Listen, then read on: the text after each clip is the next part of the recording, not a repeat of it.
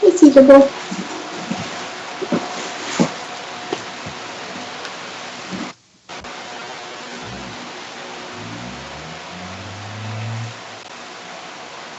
Alright, we're going live now. Good evening, Deborah. How are you? I'm doing great. How are you? Good. It's been a while, I think, since what, 2016, since we've gotten to hang out and chat? Yeah, I think so. It has been a long time.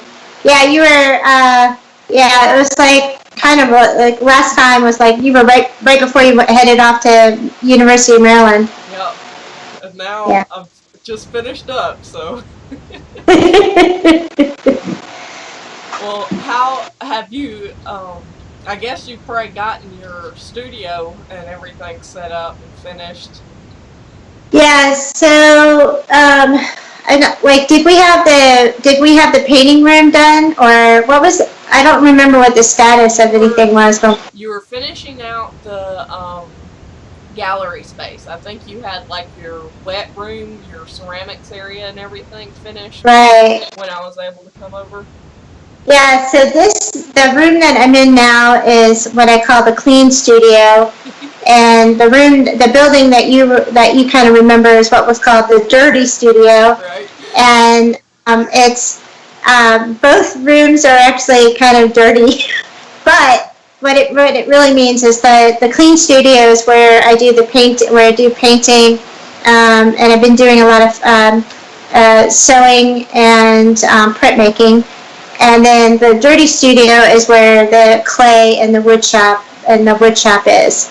So currently I'm doing a lot more, I'm doing some wood shop stuff. I had a tree taken down for one of the building that I'm in, and when it was being built. So then I took all that wood, it was an oak tree, and then I had it milled. Nice. So now I'm like making furniture, I'm not a woodworker, so like, I mean, none of this is going to get me into any type of Hall of Fame but definitely I can butt joint some wood together and call it a table. Nice. Well, I mean, and you also have like the place behind it, and it has a little bit more weight when you have a story or you know the location that it came from. So that's cool. Right. Yeah, the wood, the projects that I'm doing with the wood is really, it's actually the first time as an artist in like almost my whole career as an artist that I'm actually doing some things just for me, which I've never, it's a weird thing to say and a weird place to be, like to say, I'm making these tables with no intent to ever sell them.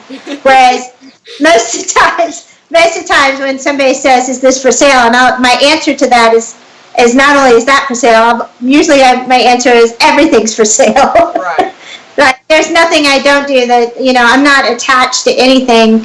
Everything is like, as a full-time artist, I mean, everything's for sale. You can't survive if you're tucking away and keeping things. Right. You gotta sell everything you Definitely. can. So usually yeah. I just tell people like, give me an offer, we'll talk about it.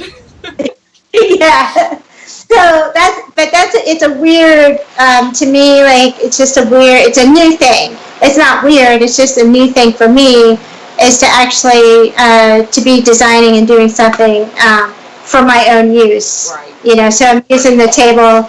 I was making some little TV stands that you can so that you can eat while you're watching TV. Nice. Or play with your computer and stuff like that. But so it's just weird in my world that I'm actually got to a place where I'm doing things like that for myself.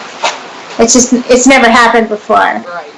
And it's just it's a lifetime of making art, and for that to happen now, it's a new experience. That's really great. Yeah. Sort of unpack some of your other projects you were talking about that you haven't really been able to work for yourself. What were what was the art that you were working on, and who was it for? Well, so I mean, so when I graduated University of West Georgia, I immediately went to work as a public artist, and so I was doing not just like not really community-based public art is really what it was.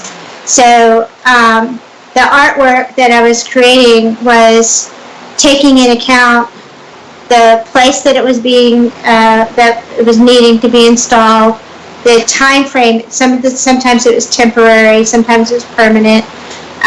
It was also took very much account to the people that in the community, and then there was always kind of a little bit of a hidden purpose message or something that was motivating somebody to hire me. So most of the times in the community, when in community-based art, a lot of times the motivation is not necessarily, hey, we need some art over here.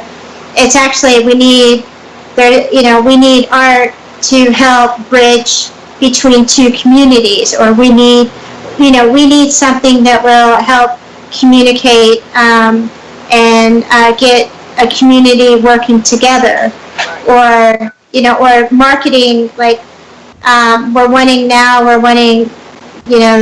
to be a vibrant downtown. So the artwork always had a real purpose, and that wasn't like that message wasn't what you would see. Like that's the underlining, that was the kind of hidden thing, the hidden motivation. So what you would actually see me doing is coming into a community, having workshops, and we would be making handmade tiles, and then I would build some sort of mural or concrete structure that all the tiles would go on.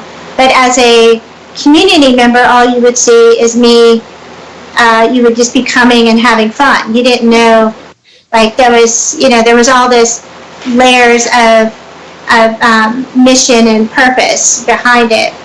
So yeah, the artwork was very much, there was so many parameters of like the square pegs and the round holes that we were trying to fill up, that so my aesthetic would possibly be in there somewhere, because it's me. You can't help naturally. It's not like they were hiring me because they liked what I did artistically, but they also liked the way that I pursued the career was that the actual working with the community, everything from the very beginning when they gave me the call, then that's when the art started. Right. The art started from the moment they called and said, hey, we're looking for something for this purpose. And so that's why, but if you were to sit around and go, oh yeah, that's a Deborah Landry, no. I mean, it's really, no, and then you would see the community. Right. Because every tile reflected something about the community. And so the big message was never mine. It was like, you were not looking at it and going, oh yeah, that's a famous Deborah Landry piece. Because it would be all about the community. Right. That's all you saw. And that's the community. Really important too. I mean, there's so many. I know we've had this discussion about like plop art and stuff like that within public art and outdoor sculpture, and so like actually being able to get in the community and have that interaction is really important, and I'm glad you were able to work on some pieces like that. Yeah, so exactly the pieces would, because the community was so highly involved in it, it was very, there's a lot of psychology and sociology that kind of, because when you're dealing with humans, it's that human aspect, and things that always, like, you would make a plan, and, and you had to be so flexible, because you never really could count on this is how the humans would behave. Right. So you would be like, okay, and you would just kind of like, my thing is that at the end, the client, the person who actually hired me, that person, I would ensure that they were happy along the way, and whatever the outcome was, it was intentional. I was like, oh yeah, that's exactly what I planned. Yep. Sometimes you That's have what to roll with oh it. yeah, that's exactly what was supposed to happen. But you, But yeah, you would have some weird, like just constant weird things that would happen, and you'd be like, there was definitely, you never could be rigid. right. You never like in like kind of plop art or that kind of like, okay, here's somebody says I just need a sculpture to fill this space. I mean, they're not taking into account all these variables, so when they just put that down, that's a rigid idea, and so there's a lot of that kind of art where the artwork is already created. Like, so there's an artist who has some artwork and some sculptures, and they have them in storage, or they're like transporting them. Today it's in Minneapolis, and tomorrow it's in Chicago, and down the road, and they're kind of like rented pieces. Those pieces are not only rigid in and where they go and stuff, but they're rigid in their idea. Like, they're not flowing with like the problems of actually dealing with the community, because it's like that's a whole, like I said, that's the art. Yeah. You get the artwork, but then the art is really like trying to, you're getting all the people involved. And so one of the biggest pieces that I ever did was it was like 700 tiles. Every single piece was done by a different person. Wow. Yeah, that was like 15 or 16 different workshops to get that many tiles. It was it was a lot. But that was a whole park. That piece actually went into a whole park. Created a park with that. So it was a brand new park, and then the artwork that we created. Great. I think that both types of, whether it's plop art or whether it's like very mindful community-based art, they both definitely have their space. But there's so many walls out there that just want like an immediate piece that's ready to be dropped off, and they don't even have any lead time for you to build a proposal and actually, be able to build the work. They want it in like a month or less, and sometimes you don't have that kind of timeline. Have you, how have you navigated that, I guess? So, I was once you, just starting off. And so I know exactly what you're talking about, because the only way to get started in this is to actually have a portfolio. Right. And like, there's no way in your right mind you could be building things that would be the size of whatever it is that they are looking for. So, public art is monumental by nature, literally. So there's no way that you could be like, oh, this is my sample public art, and then what the heck are you going to do with it? You're traveling, you're young, life is going to go on. What are you going to do with this thing? So the way that I got started was I actually made small pieces that I could photograph that actually looked larger when you photographed them. So what I would do is I would have a little sculpture, and then I would put it on the railing of my deck. Uh-huh. So then when I photographed it, it would be like the tops of trees would be, it would have the greenery and stuff like that. And I could really, like, by the angle and stuff, you never knew exactly what the scale of these things were at all. And now so we can I would do things like that. Put them into space and all kinds of stuff. It's great. Yeah, so you just kind of like, and then you like, so I was not I could do some Photoshop, but I was never very, I wasn't in the school of being able to do a lot of graphic design. I know a lot of people now are, they can actually make a lot of the art actually digitally, or put their artwork in the digital environment. So again, what I would do, like, so let's say that somebody puts out a call, and they actually give you a drawing or a space of that space or that drawing. Then what I would do is I would actually just kind of finagle and transpose my sculpture picture that I just photographed over here, and then I would kind of put that into the space that they gave me, and try to, like, fake it that way. But I mean, you're competing against people who are, depending on what kind of call it is. I mean, you're competing against people who are able to actually draw their drawings right into, or even, I mean, some of your people that you're competing with are, who have architectural backgrounds, and I mean, they're like really, when you see some of the calls.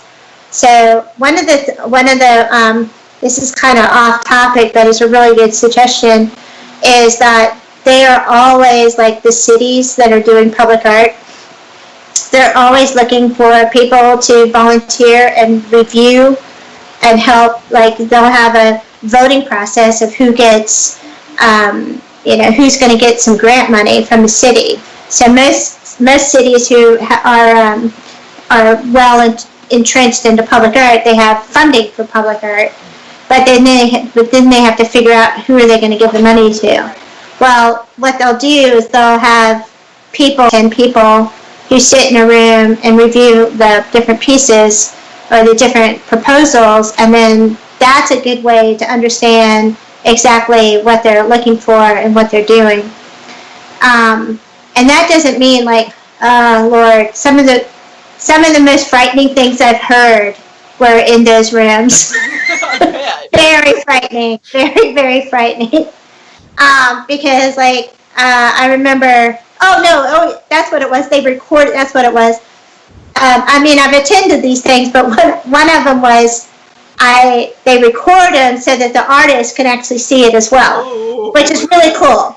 So you can submit something, and then you can hear what these, what some of these people said about your proposal.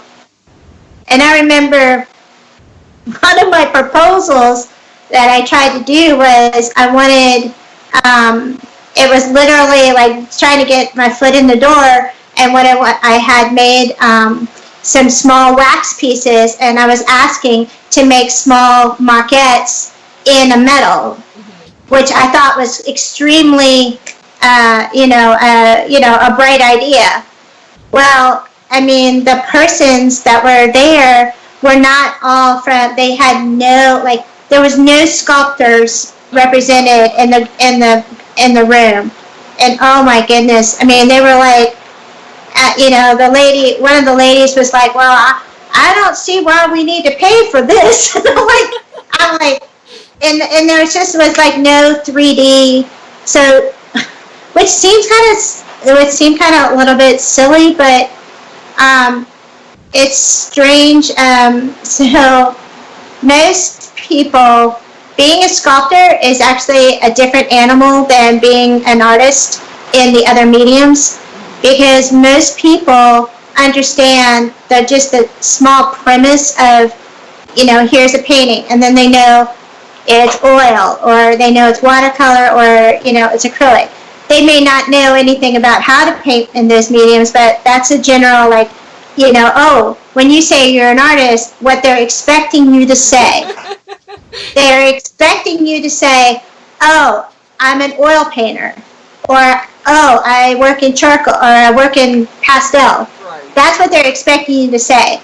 I mean, if you're not the script, if you're not exactly, what the main, the body of people out there, like, if you're saying you're a sculptor, and then, I mean, their eyes glaze over and like, whoa. And then you start talking about anything that you and I do in that realm. Like, if I brought up the word concrete, I mean, you're going to scare the pants off of most people. And they're really not going to understand. They're absolutely, they're just not going to understand the context of And 3D is the worst. 3D is like, people understand music, people understand books, people understand paintings.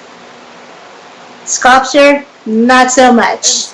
And sculpture is like such a broad, it's sort of the catch-all now. Yeah. And like, you have to be so diverse in like being able to teach photography, or more like video projection and stuff like that. And it's so like, well, yeah. I mean, like you just did an installation. If you want to really confuse the general public, do an installation. Oh, yeah. You know, where you have the sheets, or you know, you have the fabric hanging. Holy cow! Right? Yeah.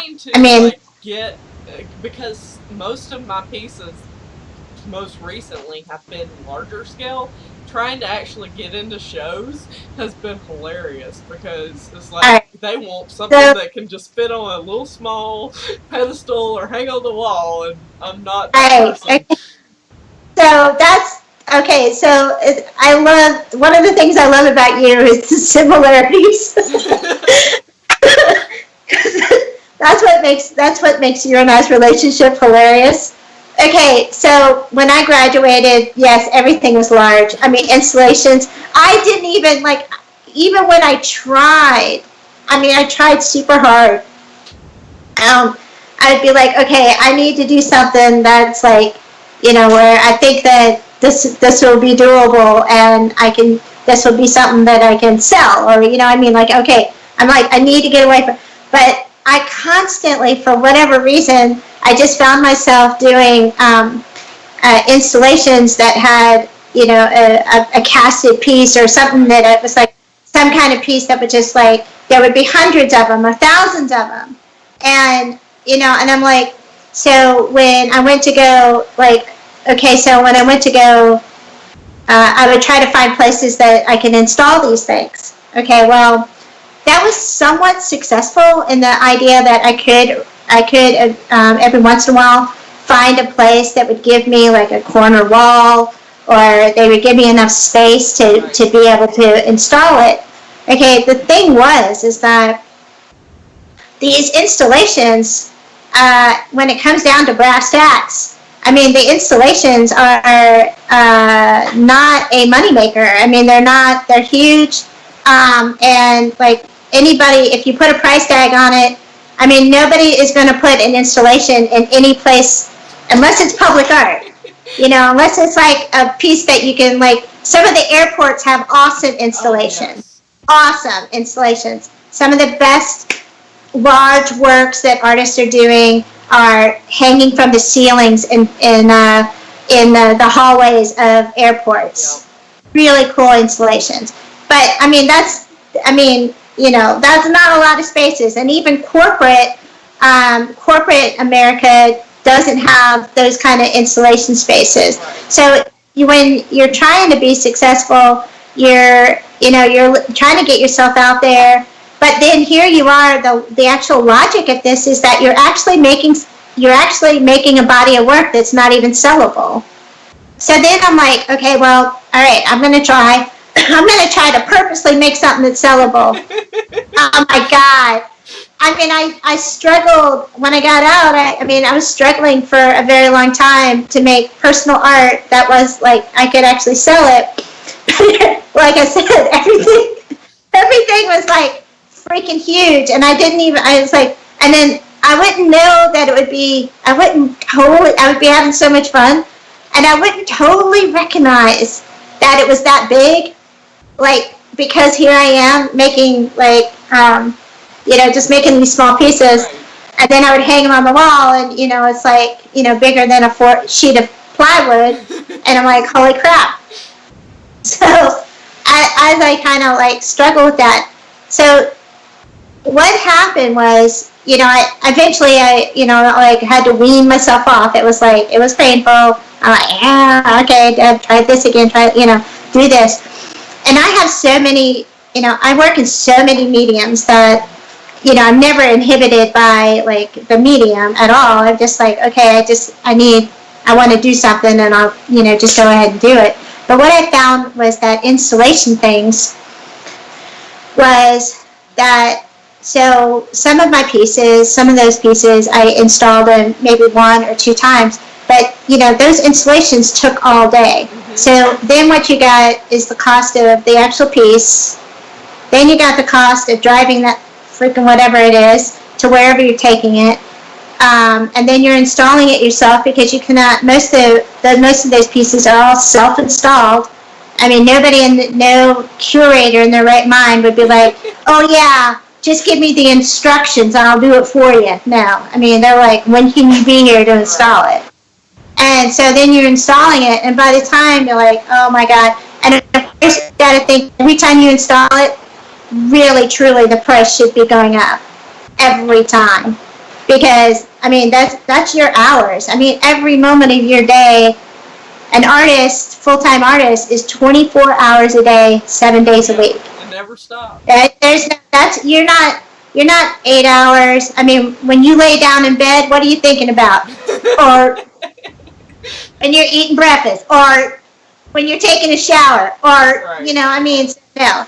You gotta, so that's where those installations are, really, really, really challenging. And so they're fun to do, but you gotta rein it in a little, and kind of make, just in the way you don't want to hear this, but a business plan for yourself. Yep. And you can't be just making stuff all day long. That it has no fathom way that it's going to sell. And here's the other thing about installations. Even if you're creative enough to make the pieces where you would think, oh, those pieces, I could sell each one. It's very unlikely. There's no average person who's going to see artwork who is going to look at an installation and say, they can't even, because they're seeing it in the whole. You have to understand that most people that you're running into don't have the deconstruction ability. They don't have the vision of being able to see just a single piece. So whatever you present to the public is the only way that they can see it. So they're not going to be able to see, if you're doing a wall installation of all these pieces and you're like, oh yeah, I can sell this one and this one and this one. No, right. They can't, they literally cannot deconstruct. They don't have that ability. I've actually met artists who don't have that ability. When you find an artist who has a difficult time actually, installing art, actually installing it on a wall, then what you know about them is they don't have that wider ability to design. It takes, to do sculpture, that's what makes sculpture so unique, is that when you design sculpture, you're designing sculpture in a 3-dimensional space, and the space actually becomes part of the art. Right. So you're actually taking account, when you're designing something and you're installing it, there is, even in the sculpture, outside or even in a room, it has negative and positive space. Most definitely. So an artist who paints, and then they're like, well, I'm like, when, you know how they'll do gallery hangings where, they'll have multiple paintings and they're all kind of, it's a whole wall of paintings. You see them all the time in museums where they just the old museums where they just put all these gold frames and they have the salon style, exactly. It's been a while, I can't even remember what that was. Salon style. I mean, that's probably to do that attractively. It's very hard. The person who's putting that together and is able to do it attractively, that person has a lot of spatial, they are actually designing an entire sculpture out of the room using salon style paintings. Right. Hanging it salon style. So not even your artists have, not just because you're an artist doesn't even mean that that's a given trait, that's a given skill. to be able to do that. So, well, I don't know where that was from. Well, I like when people go off on rants and take it in a different direction. That makes my job easier. I like it. But you were originally Air Force, right? Before you started attending West Georgia? Yeah, so, yeah, another story. So when I graduated from high school, they didn't, back in the day, they didn't test us to see if we were bright enough to graduate. They just, she made it to 12th grade, let's let her go. Well, anyway, I had so many learning disabilities that I really struggled just with everything. There was not a skill that I actually had that had to do with like school. But the only other skill that I had was that I knew I had a skill was in art. But they also, it was never fostered. So I really didn't know what I was doing. All I knew was I needed to keep my nose above the water so that I that I wasn't going to die and surviving. So I did whole tons of different kinds of jobs and, weird things like that. So, and then I traveled just because I was like somewhat like nomadish, homeless, whatever. We all had those moments. Yeah, I was just like, whatever. And so I had a person that was like my brother and sister, they had a cousin, and I knew she was like, she had gone into the Air Force. Other than that, I did not know anything. And I mean, I didn't know crap about anything about Air Force or Army or anything like that. But somebody had down the road, like, I had heard the word Air Force. So at 23, okay, wait. So I kept on trying to figure out, like, I wanted to do something. I needed to survive. I'm like, what am I going to do? And I also felt like I really wanted to do something that was, for the better good, whatever that means. But I was kind of like, there was something in me that said, I want to do something for the better good. So anyway, I went to school.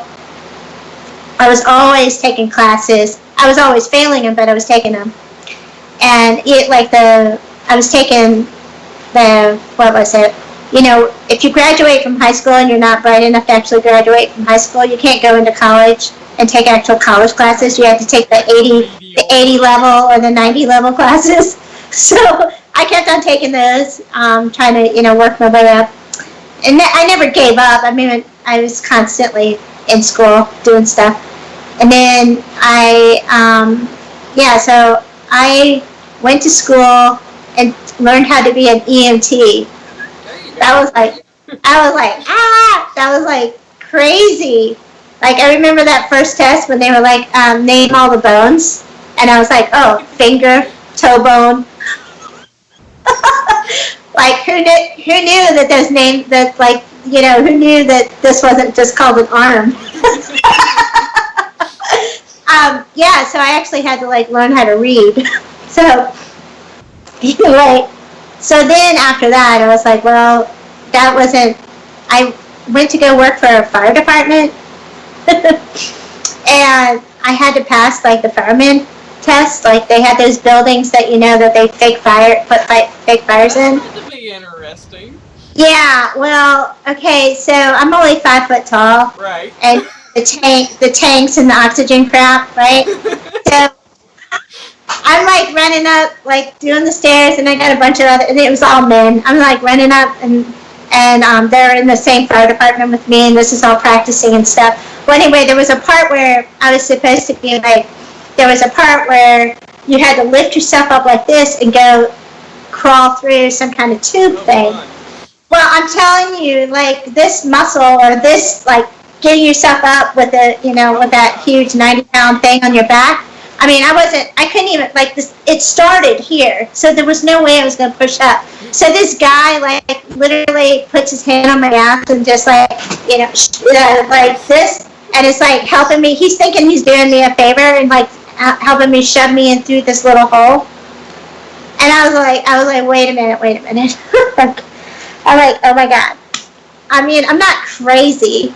I'm like, if this was a real fire, not only would I be dead, like everybody behind me would be dead. So I just walked downstairs and I'm like, this isn't going to work for me. So that was my last day of being /EMT/fire department. I was like, that was it. I'm like, I'm not going to like put us all in danger so that somebody can shove me through like some pipe. So then after that, then I was like, okay, well, and then I was like, oh yeah, I remember the Air Force thing. And so then that's when I went and talked to a recruiter. And I was 23 when I went in, and I was almost too old, right? Oh, wow. I think you had, like between 23 and 25 is like, there's absolutely no way you can go in at 25.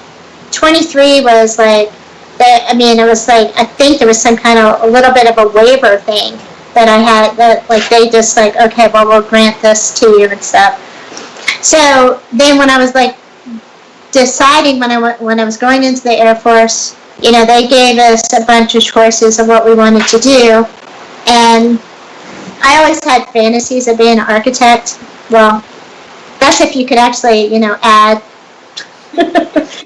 or I had some, you know, even like you had to even learn how to use a calculator or something. But I had fantasies. I was always a good designer, but I was never, you know, like, you know, architect. But I thought, oh, well, you know, the best next thing would be to learn how to use the wood and actually do the building. So hence, I went in as a carpenter. There you go. So, so it was half my career in the Air Force. So it was 10 years. Half my career was being a carpenter. We did, as a carpenter in the Air Force, what you did was you just you maintained all the buildings on the base. So, you know, there were days where I did roofing. There were days when I retiled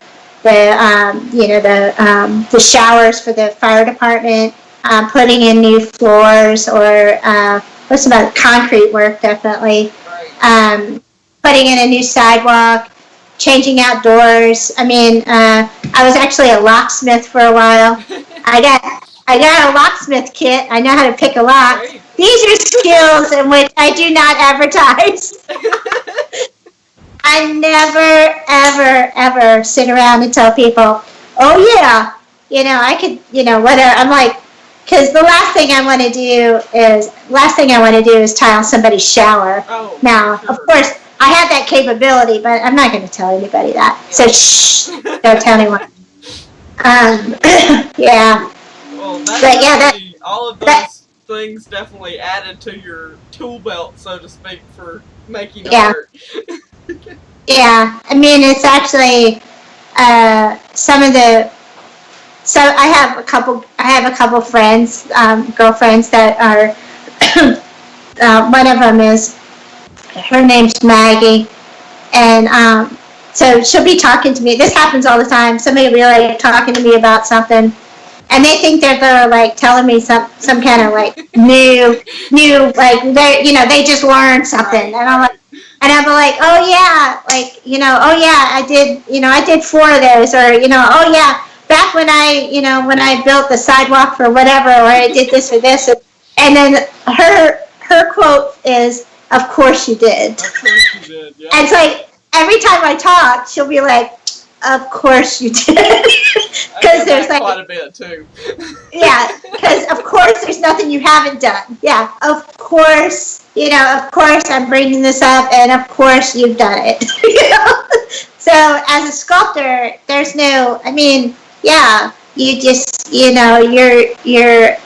not defined by the material, and that is, to me, is totally, that's awesome. I don't want to be defined by watercolor paints or clay. I don't want to be like, oh, here's, I work, I don't want to, I'm not a material. I'm not watercolor. I'm not pastel. I mean, to be defined by a material is, there's a lot of people who are, and that's okay. Yeah, But totally get it. I don't find it appealing to be defined by a material. And like Kevin always told me, he said, you know, like if something is taken away from you, are you going to, you know, just stop making art because you can't weld anymore, or are you going to continue being an artist and just pick up somewhere else? And that's the way I've always approached it a lot.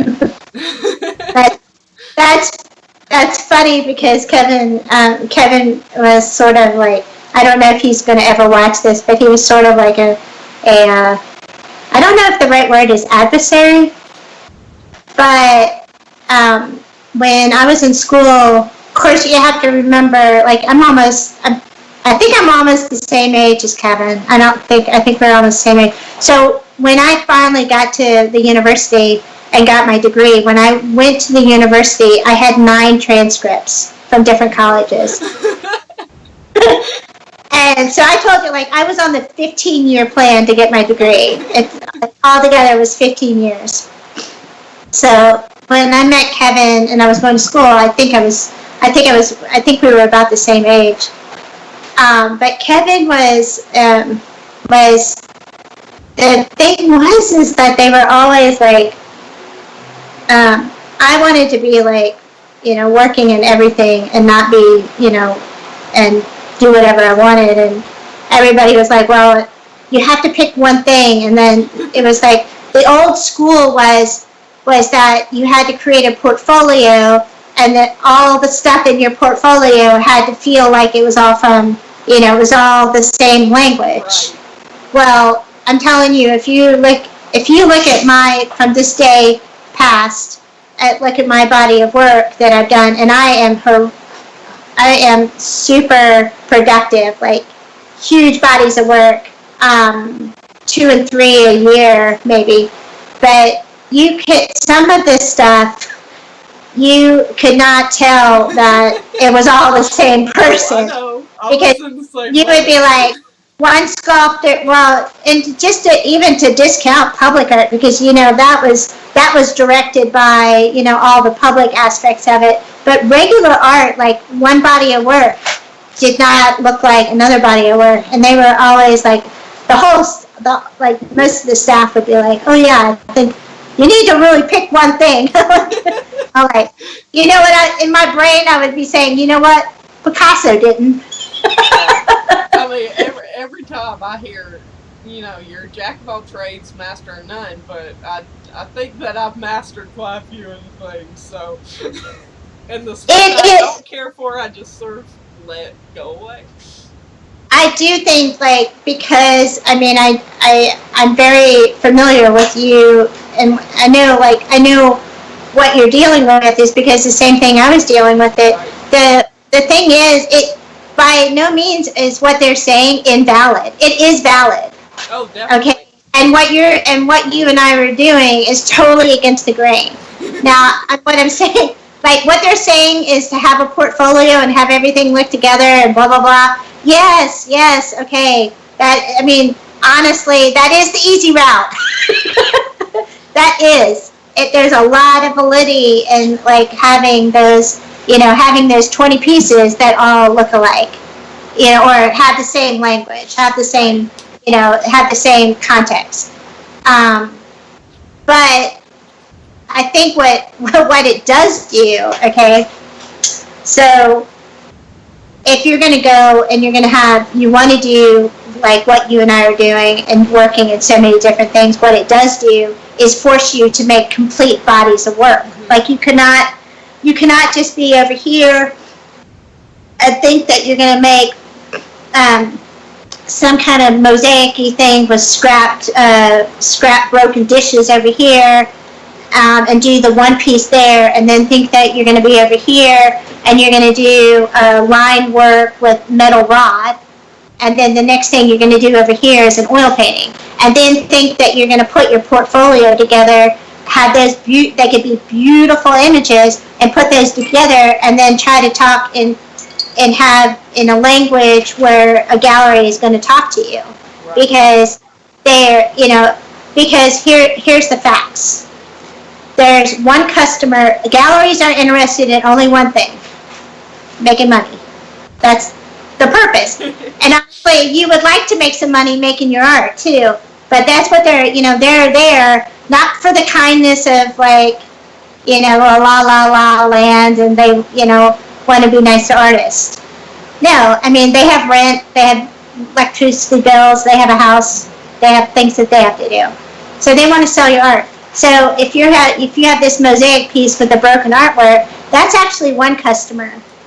Okay, over here with this other line work with the metal rods, that's not the same person who's buying this and this. So if that gallery doesn't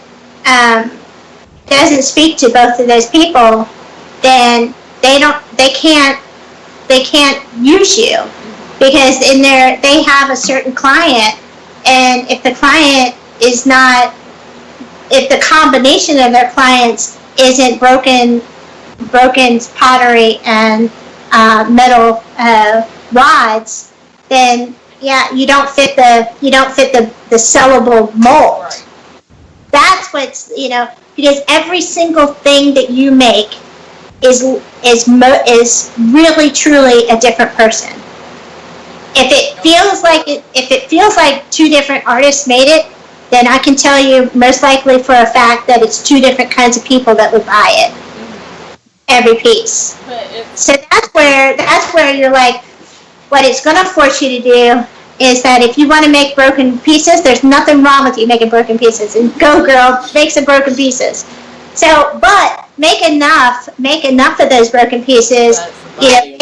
Make 20 to 25 to 30 of them, and and create your portfolio and call it a body of work, sell it, and move on to another one. That's what I did.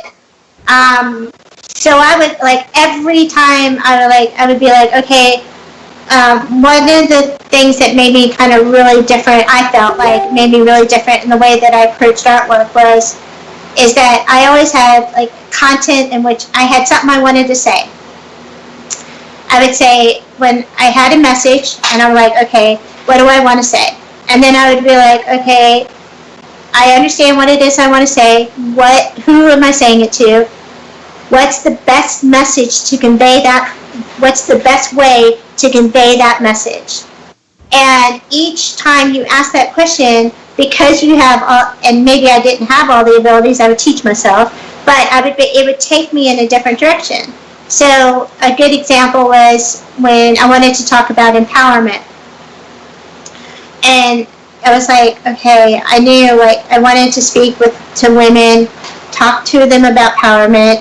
I wanted to put mantras in their everyday lives. And I'm like, okay, how do I do this? That's not a painting. And it's probably not a sculpture in the traditional sense. So actually, that body of work turned out to be purses. So that when you opened up the purse, I would make the purse, and then when you opened up the purse, the mantras would be inside the lining of the purse. And so those were sculptures. You could use them as a purse, but I designed them with a hook so that they could be hanging on the wall as well. But that's where exactly the idea, I really start with the message, what it is that I want to say, and then it always takes me into some weird, a different exploration of some other kind of material. Now, I was never, when I did that, I had zero sewing skills, but did that stop me? No. Of course not. I mean, I had a message I wanted to say, and I'm like, okay, so the challenge was, all right, I mean, I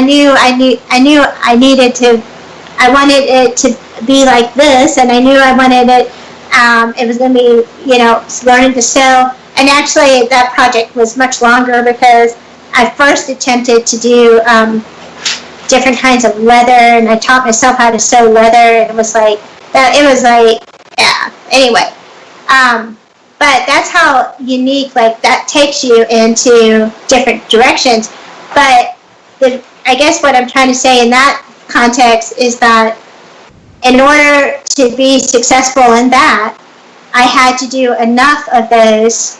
I had to do an entire body of work for the portfolio to be able to go and then take it off and then sell them.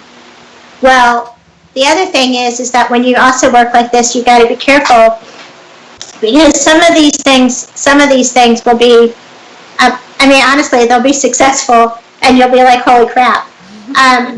Because I didn't want to be a purse maker. I'm like, no, I don't want to be a purse maker. So you have to also be able to, like, make a body of work, and then let it go. You're like, you know, go, really fly, be. Let him go. Sell it. You know, like, you make a body of work and you just let it go. Like, you have to emotionally, like, because you'll find yourself be like, yeah, I mean, let's say that you made that broken pottery piece and you made a bunch of them, right? Well, is that going to be the definitive thing about you? Right. No. Heck no. Heck no. I mean, you're going to have to, like, okay, I'm, like, letting that go. And you sell what you can sell. And the things that you can't sell, eventually, you know what I did with them? Oh, my God. The things I couldn't sell, I loved it. You know what I would do? I was literally, now the purses, I didn't do this, but all the other things I did, I literally took them out to, I took pieces to the forest and just put them on a stump. I mean, I would walk out to the woods and I would literally just put my, you know, it was a ceramic sculpture, and I'm like, I'm done with this. This is a body of work, and I sold what I could sell. I'm not hanging on. So I would literally take it back to nature and just, like, put it on a stump somewhere.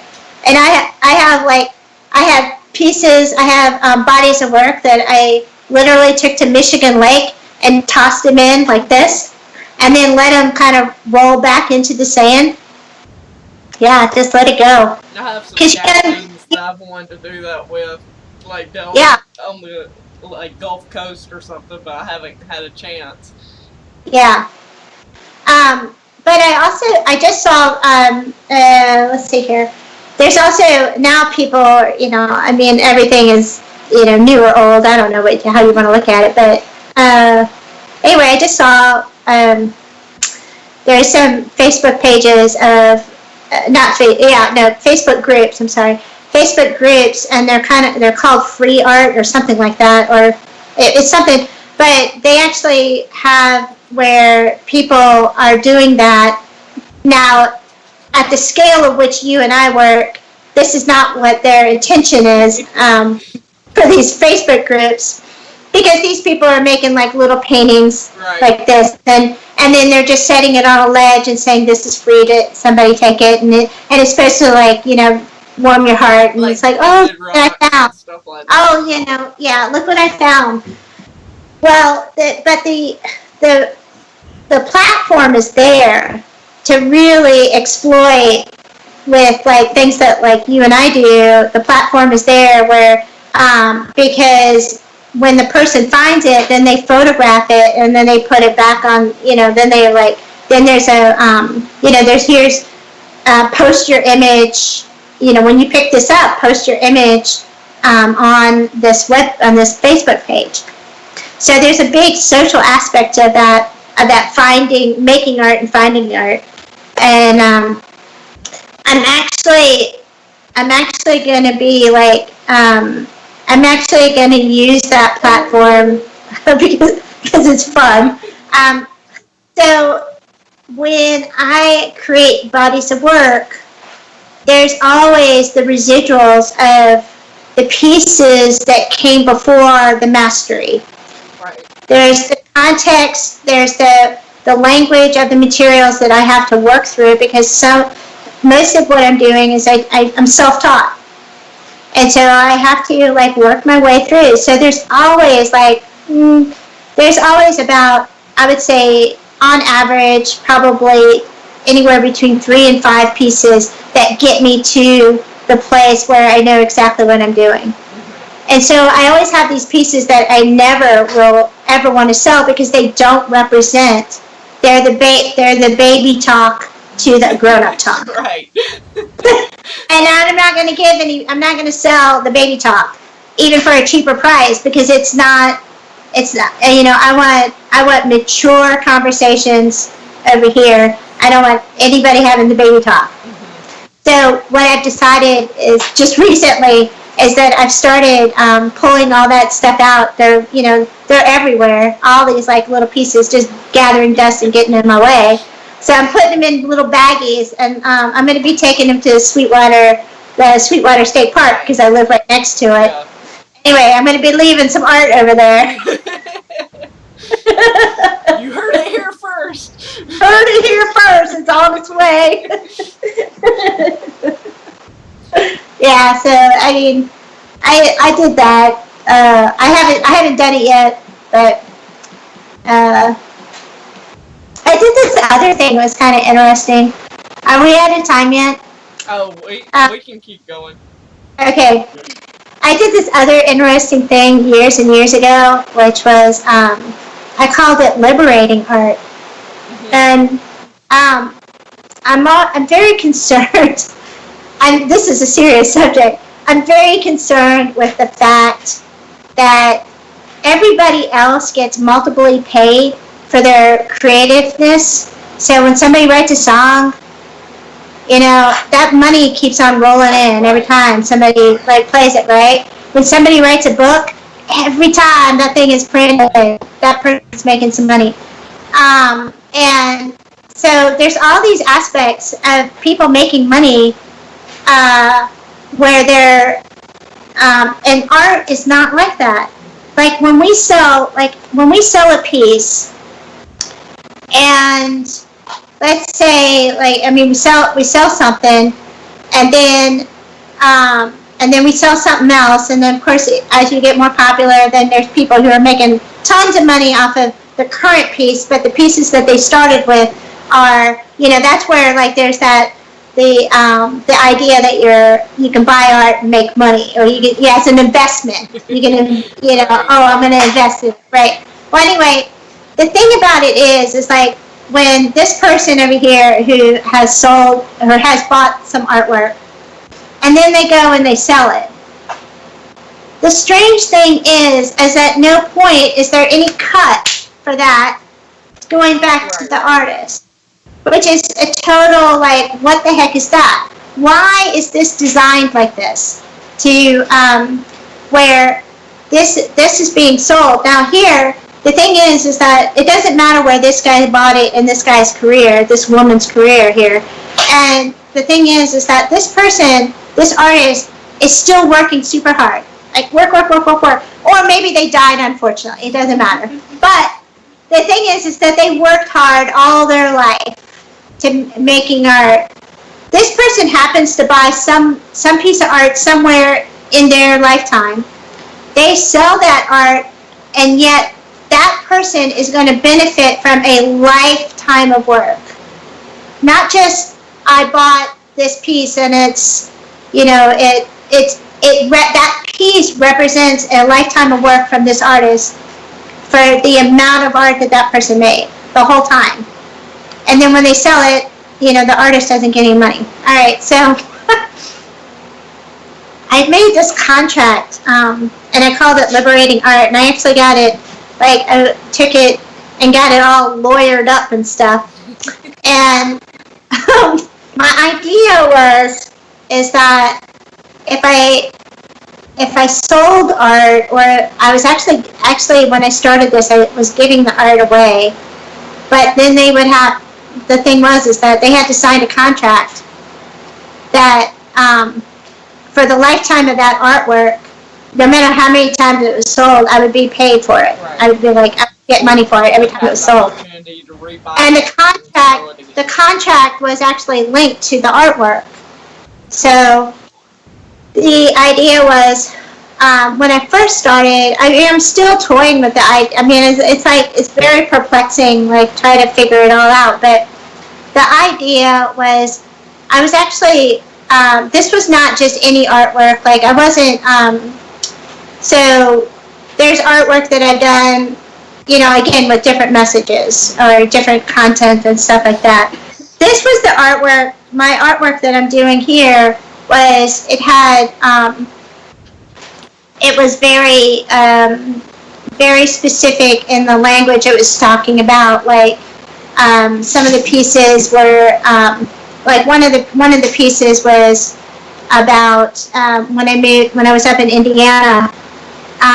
In 1 year, it was about gun violence. And in 1 year in the city of Gary, there was like 73 people who were killed in the year for gun violence, where per capita was actually more people, it was more shootings than it was like in New Orleans per capita.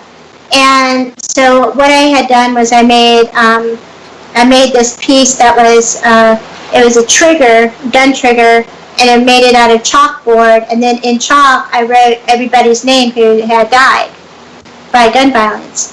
That's the kind of piece that I'm like, okay, somebody can have this, but they have to sign a contract that if at any point this comes to the market and it's going to be sold, I'm getting my money back. Right. I'm getting paid. So at first I was like, okay, well, I was making pieces that were specifically for that type of artwork, the artwork for liberating. I was like liberating art. It was the name of the program, or the idea. The body of work was called liberating art. And then, so it wasn't, but I had this other friend who comes up to me and he's like, hey, can I have that contract? I have this artwork I just want to get rid of. And I'm like, anyway, he was really mad at me because I was like, no, you can't have it. I'm like, because your intent is not the same intent. Right. I'm like, I don't have artwork that I'm just trying to get rid of. Like, if I want to get rid of something, I'm going to do it in a plastic bag and have it Facebooked. And that was way before that time. I was just joking. I mean, Facebook wasn't even invented then. But no, he was like, I want to have that contract, and I have all this artwork. I just want to get rid of it. I'm like, no, because that's not liberating. That's not actually what the message, how severe, like what the message I'm really trying to get across is. It's really important. Like, why is it that we don't get paid over and over again? And why is it? And even if we died, when I pass away, like if anybody was to sell any of this stuff that I have, why wouldn't my estate get it? Right. Why is it? Why is art? That has been established like within music and literature, but it hasn't ever come to a topic of discussion so much in art. It's interesting. Yeah. I feel like we're like the artists. For one thing,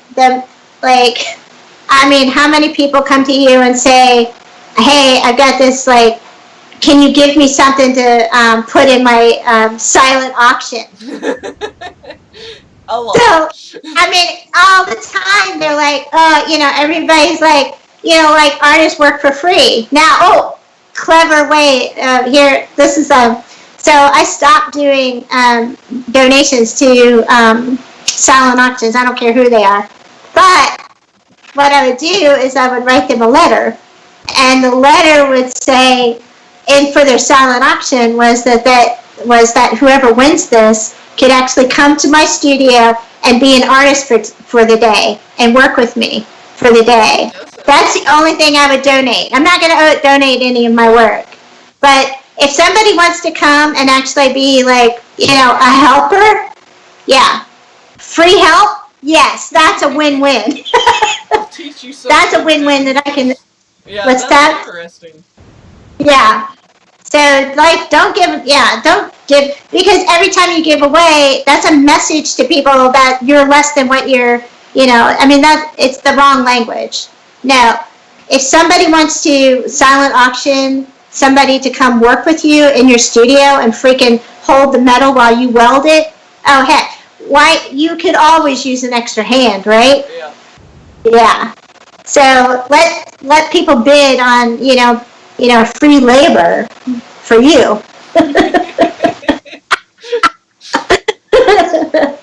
I'm like, that's a win-win. Don't, yeah, no. Everybody would be like, oh, what can you give me? Like, nothing. I can't give you anything. That's the other, the other good quote that I have is, oh, that's really cool that, oh, look at that piece that you did. How long did that take you to do? And every answer is a lifetime. A lifetime. Never, ever tell anybody how long it took you to make something. Never. Because, in reality, it did take a lot of training and a lot of time to get to where you're at. It's a lifetime. You went to school. It's a lifetime of knowledge that made you be able to do that. Now, the reason that you're not going to tell them how long it took was because in most parts, most of the times, because the more prolific and the more that you work at something, the easier it is. So you're like, literally, you could make a sculpture, and it took you 3 hours. But, as soon as you say, oh, that took me 3 hours, or whatever it is, it doesn't matter. It could be even 3 weeks. But I'm telling you that the person who's asking that question is looking for a way to value you. Yeah. And it does not matter what number you put in there, that person is going to undervalue no matter what. It's like, oh, you remember, I know you've had to, the first time you've ever told somebody what the process is to make a bronze work. They'll be like, oh my God, that little turtle is $1,500. You're like, well, hey, buddy, let me tell you what it took to make that little turtle. Exactly. Yeah, no, yeah. So, yeah, yeah, they glaze over their eyes and, you're telling them, what it takes to make a bronze work, and, yeah. So, they're all yeah, they have no clue. But they're really looking for a way to be like, oh, yeah. Oh, that's just a rip off. Do that? No, they couldn't. Yeah, exactly. Yeah, oh, I could do that. Yeah. No, I don't think so.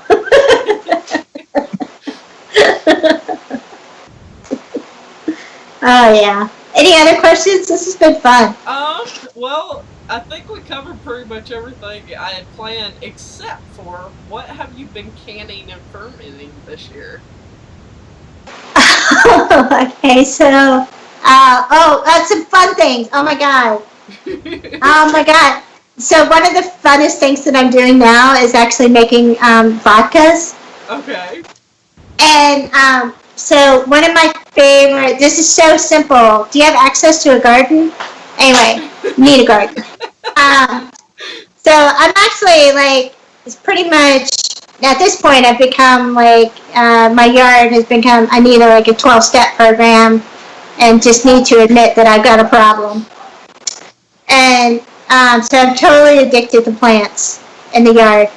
But so what I've been doing is I have a bunch of different kinds of herbs and different things. So one of them is the lemon balm. So I cut down huge bunches of lemon balm and then shove it into, kind of crinkle it up to get the oils going, and then I shove it into a mason jar. Uh-huh. Then the fun part is I fill the mason jar up with vodka. Didn't they? I think it was there was a group of monks that would make a lemon balm tincture or something. Yeah, so that's the tinctures. So this is the instructions, this is the instructions that you use to make the tinctures, right? But the tinctures, the thing about that, if anybody doesn't know out there, is that the tinctures is that's municipal. They're the serving size to use lemon balm or some other tincture is like maybe a teaspoon. It's like giving medicine or a medical or a little dropper. Okay, no, that's not what I'm doing. I mean, You're trying to make everything happy with the lemon balm. I'm totally making like gallon-sized things of vodka, so that I can have a whole shot. Like, I mean, I put 2 ice cubes in a glass, and then I fill it up with this vodka. And my favorite is the lemon balm. That's the lemon balm one is like, that's so good. But I went out. There's actually a vodka. It's called New, N-U-E or something like that. It's an American made vodka, and you can actually get the largest bottle for like $16. It's really so I think, and it's great. I think it's great. It's called grain free, or it has anyway, but it's American vodka, and so it's not in the shelf or the life of vodkas. There's like when you go to the vodka store. Vodka can be really, really cheap and very disgusting. Or you can go really high end and get, something. This is a nice vodka that's reasonable price. It's American made. It's not, so it's very good. So that's where I'm like, I take a whole bottle, dump it into this giant mason jar filled with the lemon balm. I had chocolate mint, vodka, regular mint vodka, pineapple sage vodka, fennel vodka, fennel vodka. Of course, that has like that licorice flavor. I mean, anyway, if you were here, man, I would be like whipping out the vodka.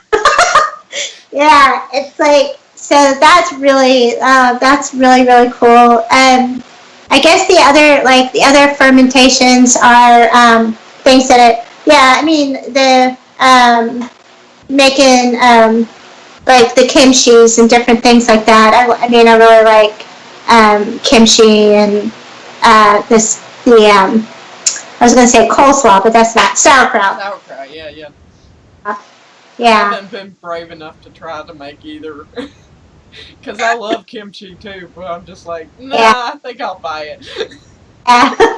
Well, here in Georgia, we just don't have that readily available. But especially if you don't live downtown Atlanta, we just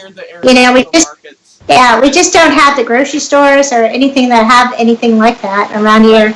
So you just kind of have to make it yourself. I'm pretty lucky. I live about, I guess, 3 miles from an international food market. Oh, that's nice. It's really nice.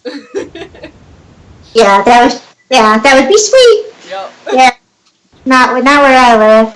I have to make my own international world here. It's a good 50-minute drive to the closest one to you. Yeah, well, there's one in Austell, which is not too bad. 15 minutes. But yeah, I make the ginger beer. That's another one. That's good. Have you tried doing the kombucha yet? Oh no, I'm all about the kombucha. All right, so yeah, that's old school. That's okay. like, I've like moved on to vodka, man. Yeah, the kombucha. Like right now, I'm in the big in the big pot or the big pressure thing is I got the rhubarb and strawberry mead that I'm making. So it's like bubbling away right now. The airlock is bubbling away. And the mead, I don't know if you know about the mead, that's where you use the honey. So you're using instead of like wine is sugars and then is regular sugar, whereas mead is using honey for as the sugars to turn to alcohol. And it doesn't, the mead doesn't have nearly the amount of alcohol content as some of your beers. Oh, and of course I made beer. I did beer too. I've done beer. Although the beer was so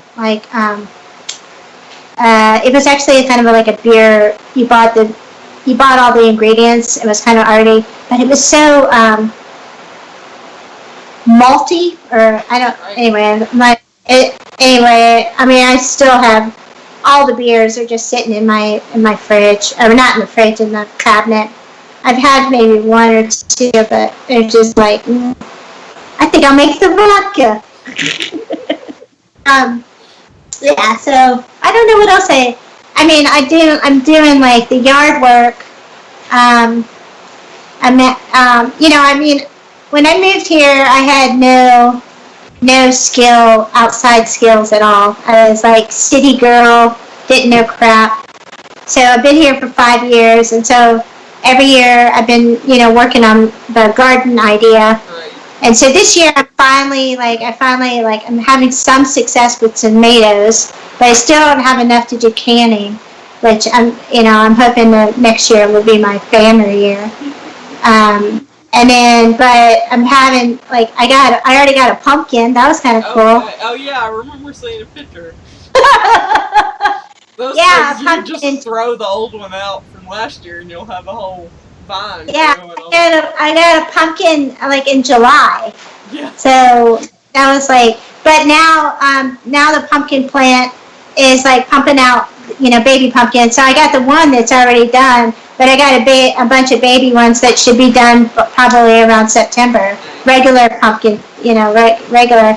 But the other, I mean, again, like my yard is really designed to give me more material.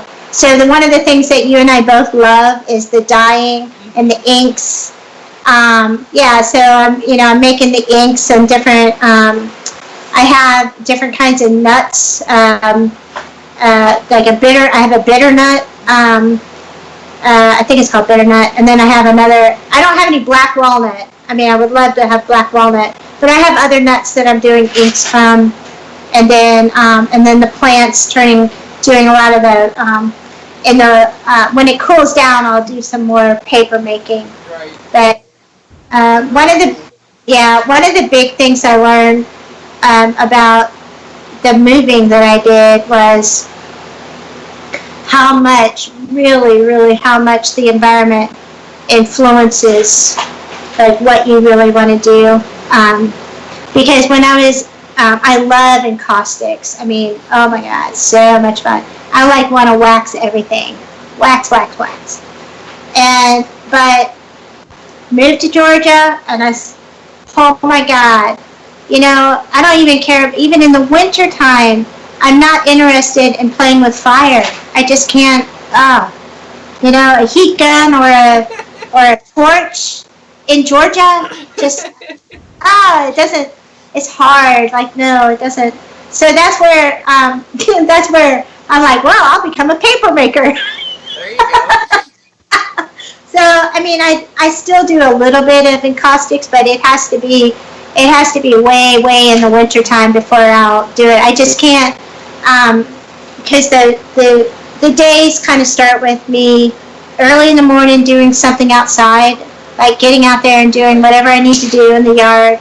And then, of course, that's like I'm already like maxed out the temperature, and then I come in and I do something, in the air conditioning in the summertime. So even like the woodworking and the clay are all in a space that's not air conditioned. So all of that stuff, is that's what makes kind of cool. Like what I'm doing is I kind of move and float between these things, and the weather. The environment has a lot to do with the float. I float a lot because of the weather.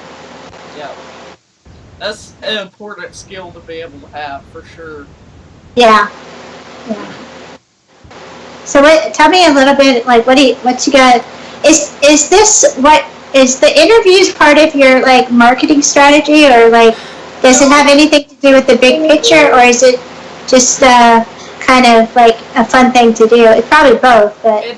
It's a little bit of both. I guess mostly it's about supporting artists and getting like a behind the scenes view of their life, and allow other people to connect and commiserate, I guess, with some of the things, and also a learning device, really. Right.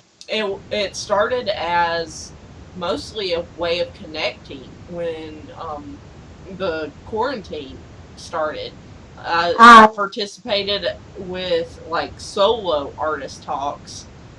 A friend of mine got that started, and then I was like, "Hey, do you mind if I sort of riff off of that and start actually interviewing people?" And the whole tea thing is sort of like a lot of my friends. We enjoy drinking tea together and talking about yeah. art and stuff, and so that was just sort of the theme for everything. But it it took off so quickly. I was just expecting it to be a couple of weeks or something, and then it went crazy. And I'm like, okay, I can't do this two times a week, once a week. This is becoming a little bit crazy, and so I was like, okay, Yeah. if So I'm what doing you're this, doing, you got it broken down to once a month, yeah, right?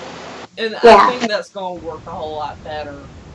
Right. And so far, we've had a lot of good turnout and everything. I think our chat is actually not working today. I keep having little technology issues here and there as Yeah. I'm learning the Well, Streamlabs and OBS.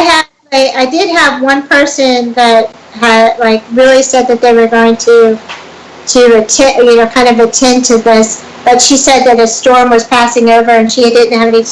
She lives way, Okay, Douglasville is really big, yeah, and there's like a and lot the of power is farming. always Yeah, awful. so the power, she doesn't have any reception Yeah. at this point. So, yeah, the one person I thought that was going to join us to this, but have you tried other platforms other than I this platform? started on Instagram. That was the original location.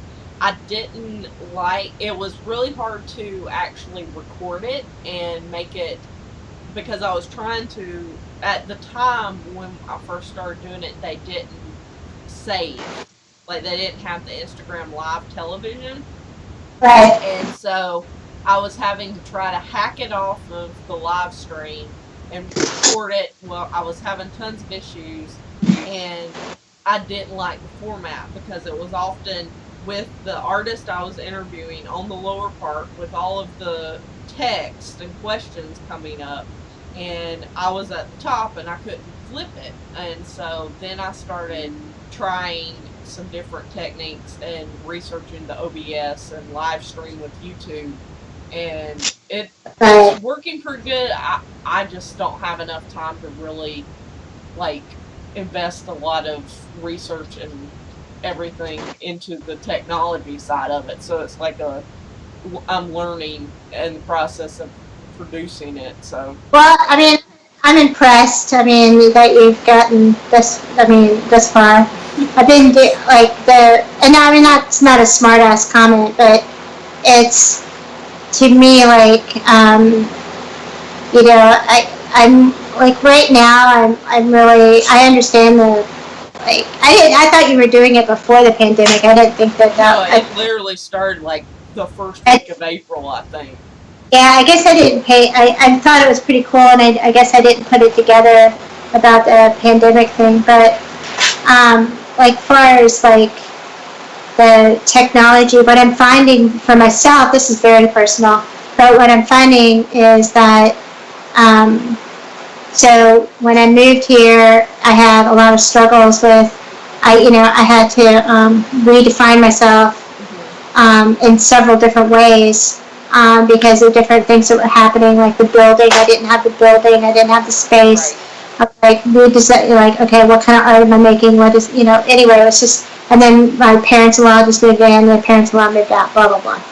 Anyway, so I'm like finding myself, like just redefining myself all the time. But what I found is that, um, is that I'm having a really hard time with doing anything that has to do really the computer. I'm like, I mean, I used to like, I mean, as a public artist and art, as a full time artist, you have to make your own website. You have to, I mean, like you got to be your own marketing, your own, I mean, everything. And I was for a while. I mean, I was okay with that, and then I was able to, like, there was aspects of different jobs, or, you know, that I would hire out and do different things like that. Right. But I think, like, if what I've been working with now is the understanding that if I have 15 minutes to do something, I mean, anytime I sit down and I'm like, okay, well, let me post, and even social media. I mean, I kind of took myself off of that for a while, and not that I wasn't posting anything at all, but I was, as a practice, I wasn't like. When I work in social media, it's not social like fun. 100% of everything I do is work. Mm-hmm. Like, so I'm not posting, you know, I don't know, me and my dog, or, you know, look at, you know, most of the stuff is like serious. Here's artwork. Here's me working. Here's this. Everything's work. So when I sit down at the computer, I kind of have a little bit of some sort of reaction now. I don't know what it is. It's, I don't know. I don't think I can define it as like being a panic attack or anything like that. But let me tell you, the moment I sit down at the actual computer, which, you know, I have 2 screens and a tower and a serious office.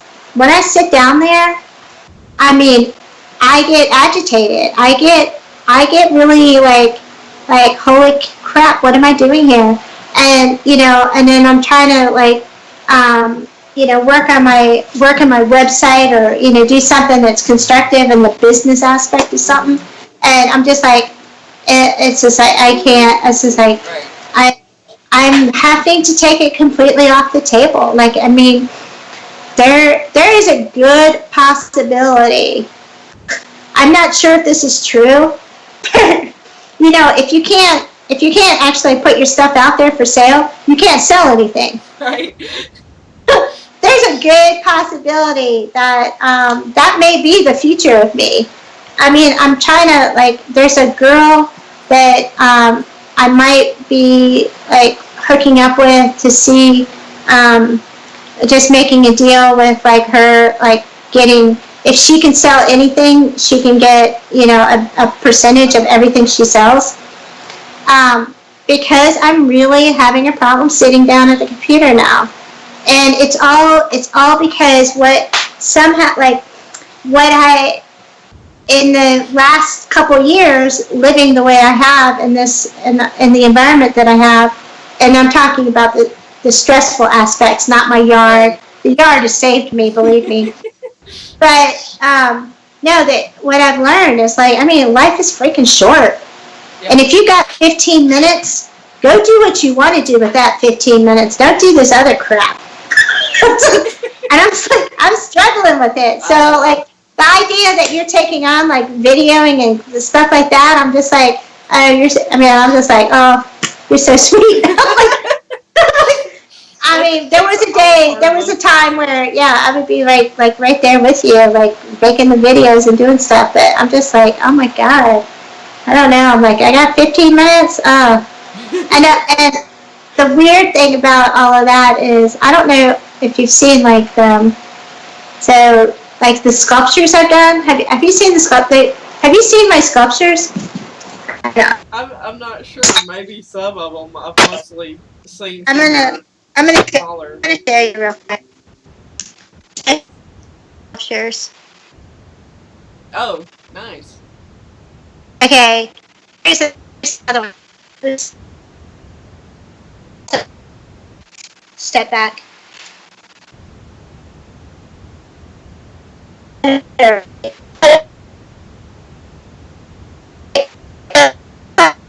little bit of like work that you did at the that you had at the printing studio. So this right here. So the thing about these sculptures is that here's one. This is a really good example right here. So this little painting. Uh-huh. That little painting's like 3 by 6 maybe. Uh-huh. That little painting, and it's an oil painting. All right. So I mean, I used to be like a real painter, like not a miniature painter, but I'm gonna, yeah, let me. So I used to do like real paintings, like real size paintings that you would put on the wall. And what I found was, is like my, the environment, the stress and things that I was going through, I only had time. Like, I needed to be able to find a way to make some art that I could easily walk away from and then come back to, which is not oil painting. No. Like in a big size, you cannot do that. You can't be like, oh, I'll come back to this and find out that you didn't come back to your oil painting for 3 weeks. I mean, a 3-week-old oil painting trying to get back to it is just no. It's just not working. So then what I found out was like this postcard size, like making like these tiny little paintings like this, that was about the time that I had. But then there's nothing about me that wants to be miniature. Like I cannot make things this big and go, all right, this is the end of it. So anyway, I like the whole thing about so I'm making these sculptures, and the sculptures are they're really motivated by there was a let me see if I can turn this around. I'm going to make you all dizzy and stuff. Okay, so there was the book that was written. It was all about only keeping the stuff in your life that brings you joy, right? And decluttering and stuff. Anyways, it's a famous little book. It's easy to read. But what it did was I went around my house, and as a sculptor and artist, you collect things naturally from all over. Right. So you might collect something I might have there was you saw there was some brushes, those brushes that I had. Mm-hmm. And some of them were paint brushes or stencil brushes that I actually used. And then some of them were I got those.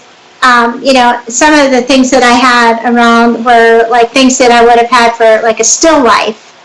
Or I had other things some of these some of the little stitchery things were things that I did when I was a child. The one little owl that came out, that was a little childhood thing that I had made. And then there's a little tiny raccoon that was stitched. So all these weird things. So what I did was I went around everywhere, in my studio, in my house, anything, and anything that was not actually on display. These are the little things that this is the crap that's in the corner. I put it in a giant area in my studio on the floor, and it was piles and piles of weird stuff. So I have this resource of just artist trash, which is artist trash. Artist trash is my trash is really cool. So I decided that if it's going to stay in my life at all, it's got to find a place for it to be in the world. Mm-hmm. And so now I'm taking this pile of stuff and making trash out of it, or making art of it. I'm making trash into more trash. Anyway, so making these sculptures and adding each piece is it has a neat little painting with it. It has a little painting with it. So I'm trying to find ways this is my way of still making art that speaks of everything that I'm about, but it's at the scale in which I can handle. Right. As far as there's just there's just so much outside stuff, and then now that we have COVID and we had our bouts with the race things, and it's just it's just there's just an element of just need a breather. So I'm not going out and buying it I have this pile of stuff. I'm gonna just keep on making it until that pile goes away. But the pile doesn't really go away, because the other day, I had some drill bits that no longer worked. Now, do you think I threw those drill bits away? Are you kidding? No. I'm these drill bits are dead. I'm they're not going to do anything. But they went into my pile of stuff, and they will go into a sculpture somewhere. So the pile, I keep on making stuff, but there does seem to be an ever, like in the art world, there does always seem to be another thing that I can put into the pile of stuff.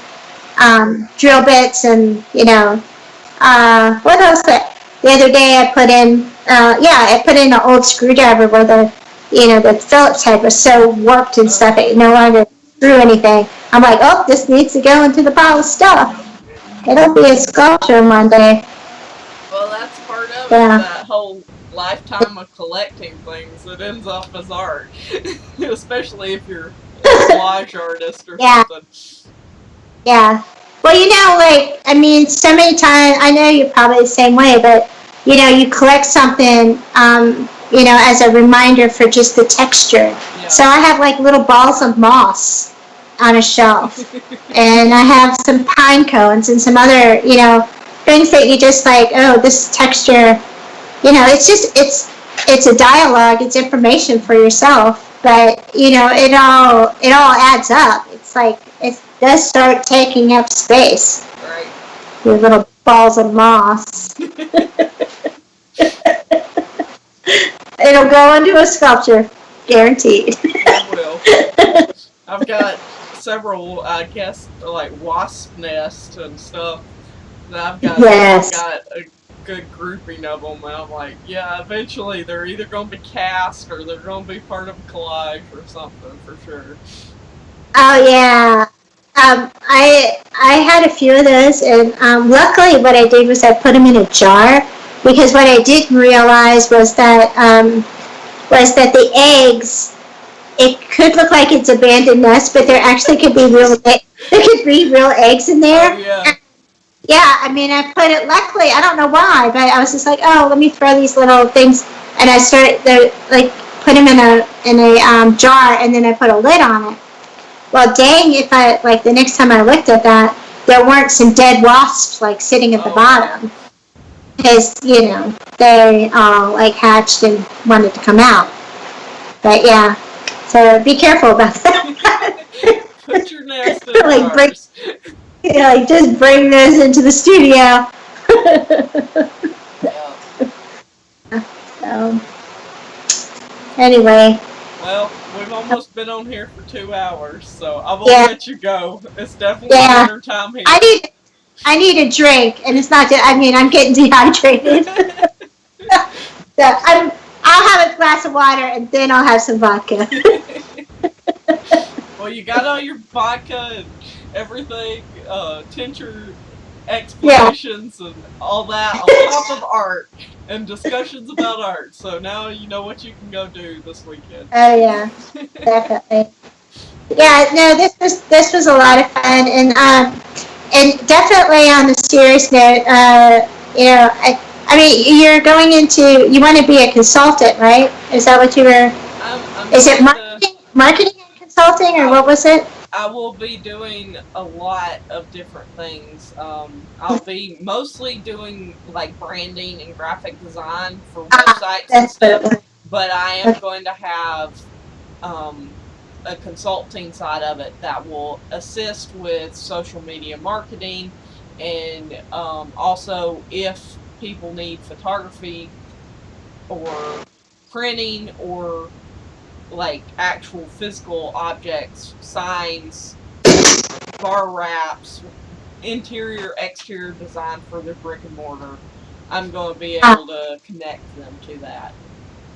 Oh, okay. Because I have a lot of associates that have different businesses as well, and I'm trying to sort of be that in-between person that connects people to what they need and actually make it happen.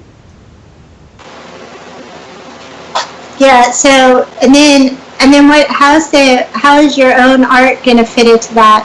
Because you're you're out there. Yeah. Making stuff. I'm going to be still doing my own stuff. This is just the business side of things. I'll be continuing to make my art for me and exhibiting and everything and teaching, but I will have this on the side too.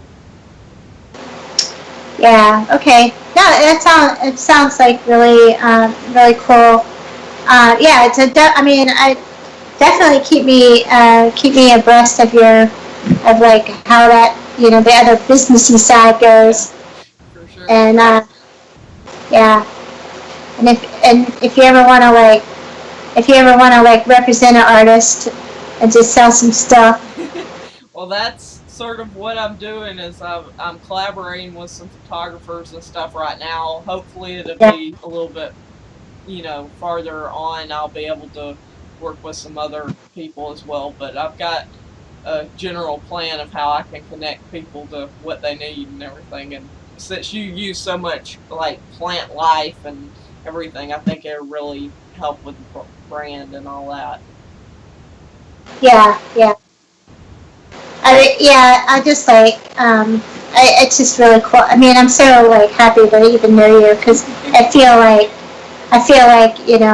I told you this before. It's like there's not a lot of us. Like we're a little out there. Yep, you We're gotta not, be a we're little not, weird to be an artist we're for not, sure. we're not your normal breed out Nope. there at all.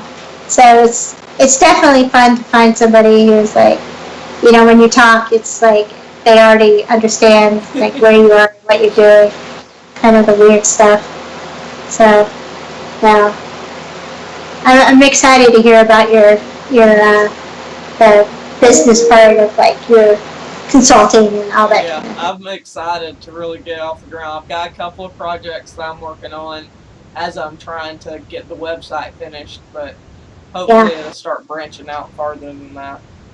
So how like I mean this is weird. Like how good are you with graphics? Are you like I mean was that just something you taught yourself or I was it?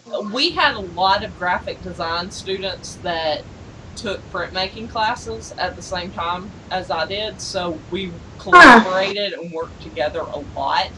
And right. so I do have quite a bit. I've been freelancing with usually like 2 to 3 jobs, pretty big jobs a year that I've Right. done, and anything from T-shirts to website stuff and logos and everything.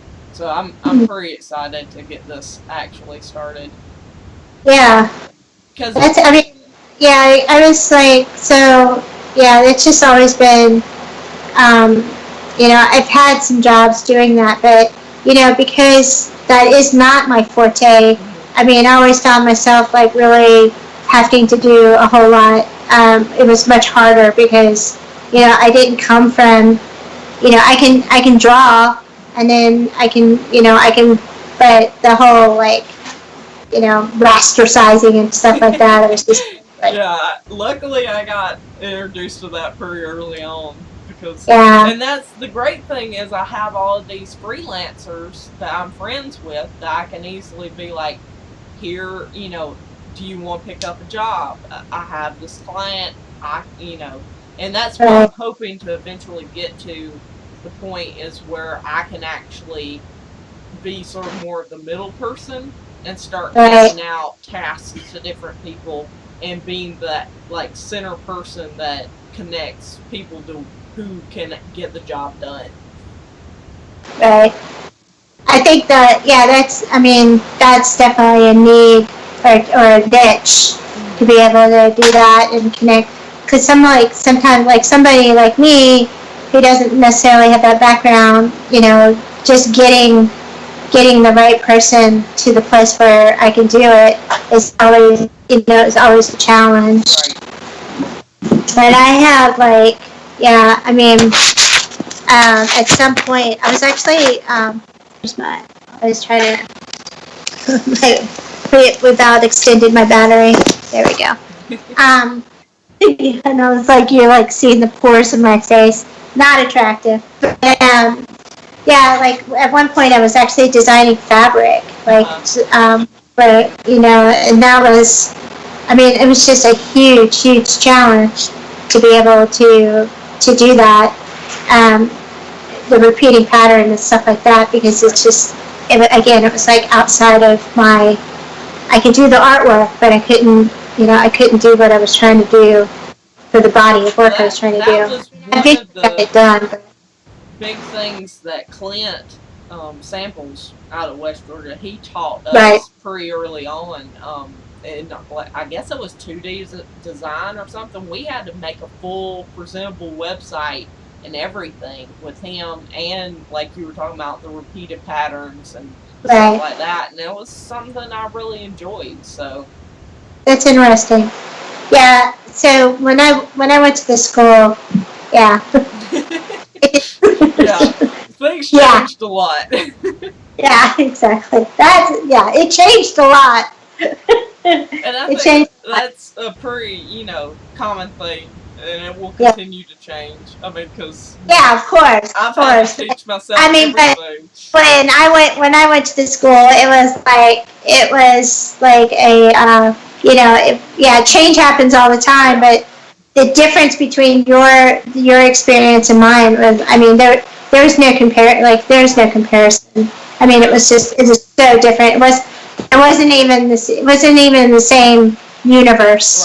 Right. No, definitely not. And like, I've had to teach myself pretty much all CNC, plasma cutting, the routers, all of that new technology. Yeah, that makes my heart pitter patter. Yeah, I mean, if having a little step up on some of those things would have I had to teach myself almost everything, and then but I couldn't. It was like the extent of where I was trying to go, and those kind of things were just really outside of my, with this. They have now they have 3D printers. Like some of the sculptors are I have some experience with the 3D printer, going to talk to 3D printer people and stuff like that. But it was just way outside my. And it's really difficult to be able to compete, because kids nowadays, they're getting this in high school. They're learning machinist or CNC or the 3D printing, and it was completely new. I was a senior in my final year of college and didn't have a clue what it was. So it's interesting, and it takes certain people to be able to jump in and try different things, for sure. Yeah, I had I told you about the purse thing with the empowerment book quotes and stuff, and they were so when I first was trying to do it, what I actually taught myself, I had an embroidery sewing machine, and the embroidery sewing machine, I could do fonts, but that wasn't good enough for me. I wanted it to be in my own handwriting. I wanted it to be handwriting, right?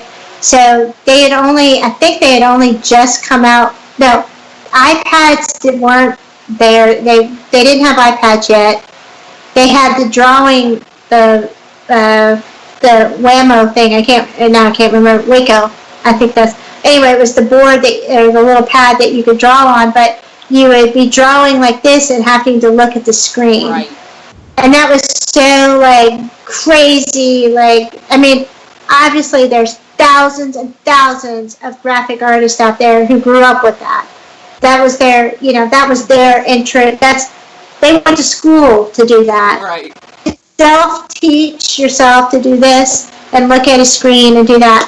And then I would try to, that wasn't the right language to be able to get it into the sewing machine. Then I would have to I'd have to switch it back and forth between the extensions to be able to get it into the right language for the sewing machine.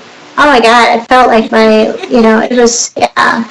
So then after that, I did a couple of those, and I kind of taught myself how to do it, but it was so intense that every time I stepped back and took any kind of break to do something else, another workshop somewhere else, and when I came back, the learning curve was still back there. I was and I'd have to painfully reteach myself how to do it again.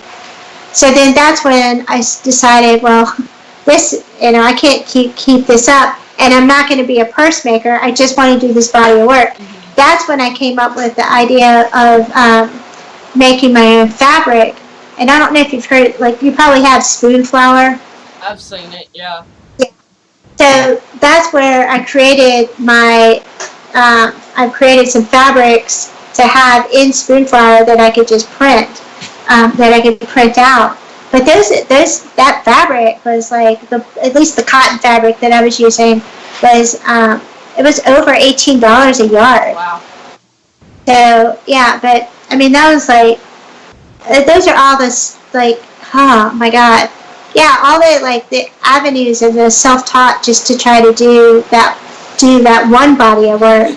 I mean, oh my God. But yeah, those are all things that would be like, to be able to have somebody like you, I'm giving you a sales pitch, to have somebody like you to be able to go, hey, I'm trying to do this, what's the easier avenue, or what's the avenue to do that? And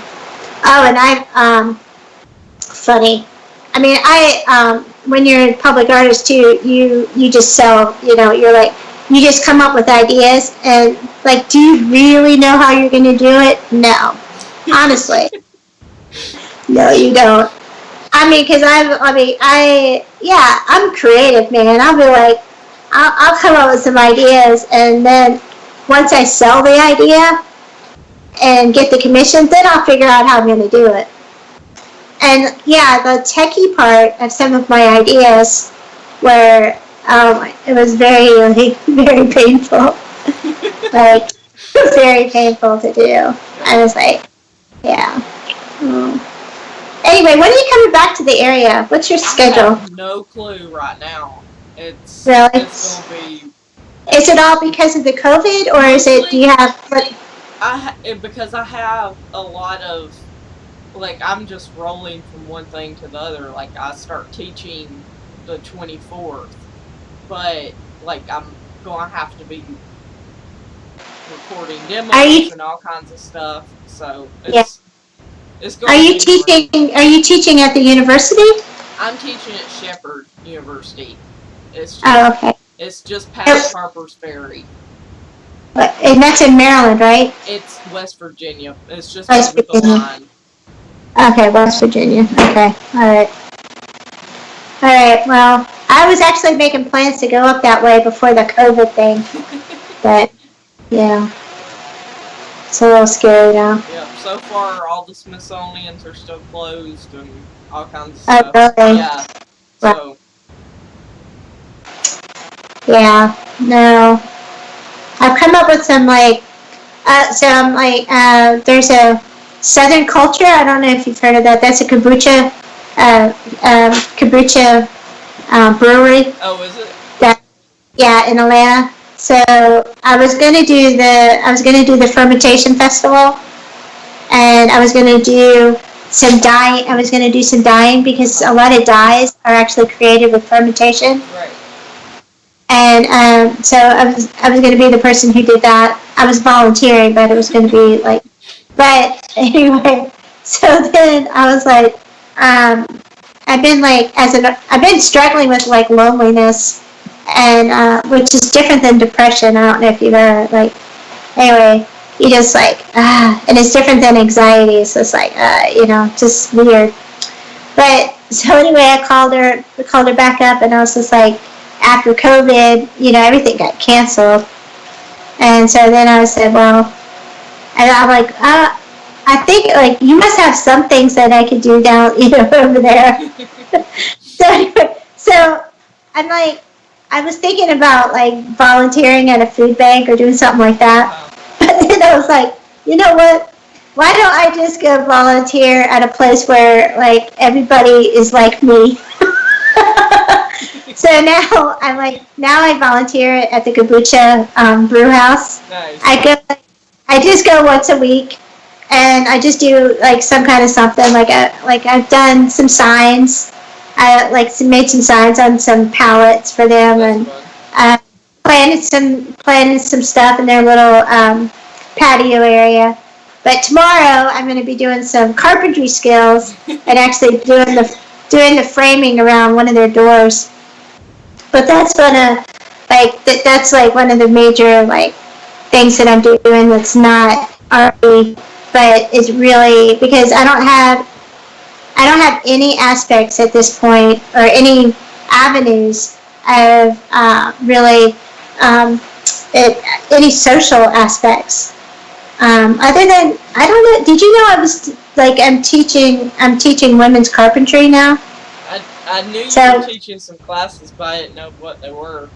Yeah. So I was like, okay, I was like ready to, I'm like really gonna go out there and redesign or, redefine myself. And I was like, you know what, instead of being somebody who goes out there and does workshops and goes to different places, I think I'm gonna have everybody come here and we were gonna do like a women's carpentry thing. And I actually was right in the middle of doing a complete marketing. I was hiring somebody to do the marketing website for this idea, this concept. Then we had COVID, and I'm like, I can't have massive people come here and do this workshop. Right. But right now, I still have it kind of up on Eventbrite, and every once in a while, somebody will contact me and be like, hey, what's about this, the women's carpentry thing? So anyway, I have a few students that they don't come in together. It's always like one-on-one. So they're really getting a good deal. And so that's my other I got my carpentry school students, and I'm empowering them to learn how to use all their tools. I take them to Home Depot field trips and teach them how to pick out wood. Make sure it's straight. Make sure it's, give them that lesson. And, and then, so those are my two, like, outings, like, social things. But well, I'll have to send you this has been a lot of fun. The link to the book arts. They're doing a happy hour and stuff, so people are getting together and making books and stuff. So that might be something you would like to do. That would be fun. So is it kind of like this, and everybody's just making a book in their own space? Yeah, it's like a big Zoom chat where everybody just gets together and talks about books and printmaking and stuff like that. So. I'm addicted to printmaking too. Yeah. Yeah. I'll always be a sculptor, but there's that little piece of me that's like printmaking. Yep. Well, a lot of sculptors are printmakers, so it goes I love it. Yeah. Totally cool. Yeah, definitely let me know about that. Yep, I will. I'd love to do that. All right, sweetie, I'm gonna let you go because now my tongue feels really fuzzy. It's like so dry. Yep. Thank you so much for calling in. Yeah. Having fun with me this evening. Are you gonna send like a link or I'll send it to your direct message on Facebook. Okay, and then I'll just kind of spread it out to the word. Yep. Sounds good. All right, cool. All right, you take care and definitely look me up again. Oh, for sure. I keep your eye on you. All right.